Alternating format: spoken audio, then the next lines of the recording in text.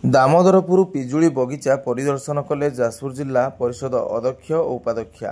ଯାଜପୁର ଜିଲ୍ଲା ପରିଷଦ ଅଧ୍ୟକ୍ଷ ଏବଂ ଉପାଧ୍ୟକ୍ଷଙ୍କ ସହ ସମ୍ପୂର୍ଣ୍ଣ ବିଜୁ ଜନତା ଦଳର ଜିଲ୍ଲା ପରିଷଦ ସଭ୍ୟ ଏବଂ ସଭ୍ୟମାନେ ବୁଧବାର ଦିବା 2 ଘଟିକା ସମୟରେ ସୁକିନ୍ଦା ବ୍ଲକ ଅନ୍ତର୍ଗତ ଦୁଧୁଝରି ଗ୍ରାମ ପଞ୍ଚାୟତ ସ୍ଥିତ ଦାମୋଦରପୁର ପିଜୁଳି ବଗିଚା ପରିଦର୍ଶନ କରିଥିବା ଦେଖିବାକୁ ମିଳିଛି। ଏହି ପରିପ୍ରେକ୍ଷୀରେ ସେମାନେ ଅନୁଭବ କରିଛନ୍ତି କି ପୂର୍ବତନ ମନ୍ତ୍ରୀ ଇଞ୍ଜିନିୟର ପ୍ରୀତିରଞ୍ଜନ ଘଡ଼ାଇଙ୍କ ଉଦ୍ୟମରେ କାର୍ଯ୍ୟକ୍ରମ ହୋଇଥିବା ଏହି ପିଜୁଳି ବଗିଚାଟି ଆଜି 350 ମା'ମାନଙ୍କୁ ରୋଜଗାର ଯୋଗାଇ ଦେବା ସହ ରାଜ୍ୟର ପିଜୁଳି ଅଭାବ ପୂରଣ କରିବାରେ ସକ୍ଷମ ହୋଇଛି।